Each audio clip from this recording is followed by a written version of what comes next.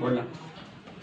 9th class बच्चे ध्यान देंगे बेटा, उनके लिए हम साइंस में 4 टॉपिक के बारे में थोड़ा डिस्कस करेंगे। कि पहला पॉइंट है उनका कि परमाणु क्रमांक किसे कहते हैं। तो परमाणु क्रमांक की डिफिनेशन होती है किसी तत्व के नाभिक में उपस्थित इलेक्ट्रॉनों की संख्या या प्रोटॉनों की संख्या को उस तत्व का परमाणु क्रमांक कहते हैं। और जो बेटा परमाणु क्रमांक होता है उसको हम इंग्लिश वर्ड जेड से प्रदर्शित करते हैं। जो इलेक्ट्रॉनों की संख्या होती है वही प्रोटॉनों की संख्या होती है, वही हमारा परमाणु क्रमांक होता है। इसी को हम कहते हैं परमाणु क्रमांक और इसे इंग्लिश में बोलते हैं एटॉमिक नंबर। दूसरा पॉइंट आता है बेटा परमाणु भार।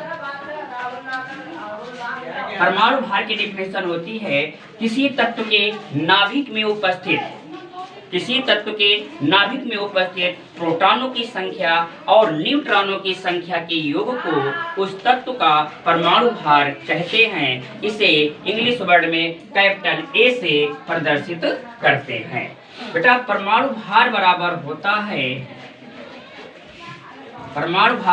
होता है न्यूट्रॉनों की संख्या प्लस प्रोटॉनों की संख्या। अभी मैंने आपको ऊपर बताया था कि जो बेटा प्रोटॉनों की संख्या होती है वही इलेक्ट्रॉनों की संख्या होती है और वही परमाणु क्रमांक होता है। तो जहां पर आपका P है वहां पर हम E भी लिख सकते हैं और वहां पर भी हम Z भी लिख सकते हैं।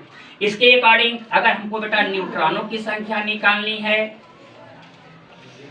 न्यूट्रॉनों की संख्या बराबर होता है A माइनस जेड। क्या होता है? A minus Z. A क्या है? परमाणु भार है और Z क्या है? परमाणु क्रमांक है। अगर परमाणु भार में से परमाणु क्रमांक को हम माइनस कर देते हैं तो हमें न्यूट्रॉनों की संख्या मिल जाती है।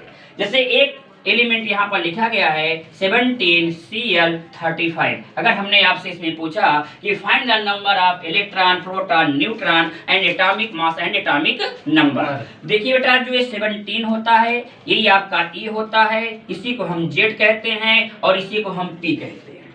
What is the E? E का मतलब होता है इलेक्ट्रॉनों की संख्या, Z का मतलब होता है एटॉमिक नंबर जिसे हम कहते हैं परमाणु क्रमांक और P का मतलब होता है प्रोटॉनों की संख्या। क्लियर?